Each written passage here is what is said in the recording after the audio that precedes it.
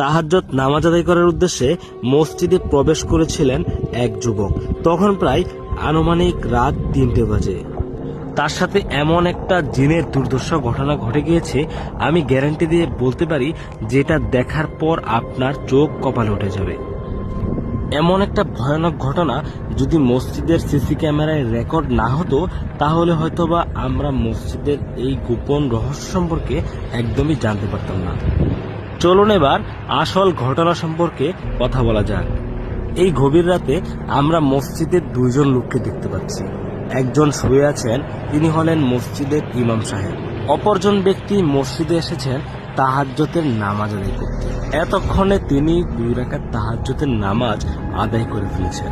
কিন্তু এক পর্যায়ে তার হাতে আমরা ফোন লক্ষ্য করতে পারছি। আসলে এই গভীর রাতে তাহাজ্জুদের সময় মসজিদে ফোন ব্যবহার করাটা কতটা যুক্তিসঙ্গত।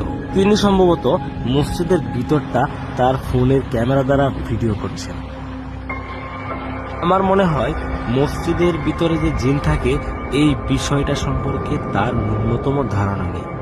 আমরা অনেক সময় মসজিদের ভিতরে গিয়ে এমন কিছু ভুল করে ফেলি, যেই ভুলের মাসুল আমাদের জীবন দিয়ে দিতে হয়। ভিডিওটি না টেনে দেখতে থাকুন, আসল ঘটনা এখনই দেখতে পারবেন।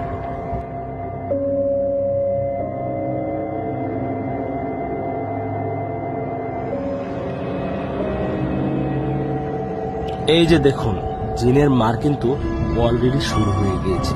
তার গালে কোনো একটা অদৃশ্য শক্তি সজোরে আঘাত করেছে, কিন্তু সে এই বিষয়টা বুঝতে পারছে না তার সাথে এটা কি হচ্ছে।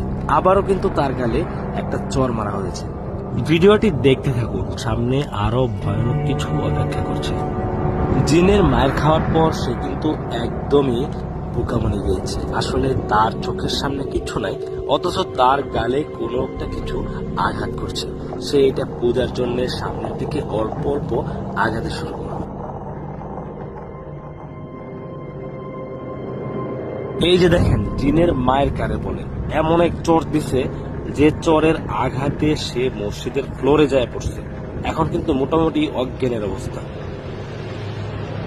মায়ের আঘাতে আর ভয়ের কারণে সে কিন্তু বর্তমানে খিচুড়ি শুরু করছে। দেখেন, মানে উঠে দাঁড়ানোর মতো কোনো শক্তি নাই, মুখ দিয়ে কথা বলার মতো কোনো শক্তি নেই।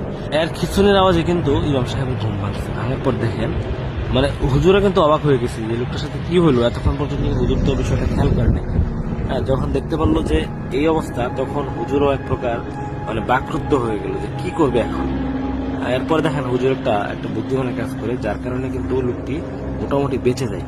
তিনি কিন্তু আজান দেওয়ার জন্য চলে গেছেন সরাসরি। দেখেন আসলে এলেম কতটা গুরুত্বপূর্ণ। আমরা সাধারণ মানুষ মসজিদে গিয়ে যদি জিনের খবরে পড়ি, তাহলে আমাদের যে কি অবস্থা হবে আমরা আসলে বলতে পারি না। উনি কিন্তু বুদ্ধি করে আসলে এলেম থাকার কারণে কিন্তু তিনি আজান দেওয়া শুরু করছেন। আজানের কারণে কিন্তু লোকটি দেখেন স্বাভাবিক হয়ে গেছে। হুজুর আজান শেষ করে লোকটির কাছে যখন আসলেন, দেখলেন যে এক প্রকার অজ্ঞান হয়ে গেছে। হুজুর কিন্তু তাকে জাগানোর চেষ্টা করতেছে। এখন হুজুরের এখানে কি করণীয় আছে? আসলে এত গভীর রাতে হুজুর কি করতে পারে? এরপর যখন দেখলেন যে তার ফোনটা সামনে পড়ে আছে, সেই ফোনটা কিন্তু হাতে নিলেন। অতঃপর দেখলেন যে কোনো একজন লোকে মনে হয় কল করছিল। তো হুজুর আবার তাকে বিষয়টা খুলে বলতেছে, আসার জন্য বলতেছে। তো এই হচ্ছে অবস্থা। তো এই ভিডিওটির মাধ্যমে আমাদের একটা বিষয় শেখার আছে যে আমরা মসজিদে গিয়ে কখনোই এই ধরনের ভুল কাজগুলো করবো না।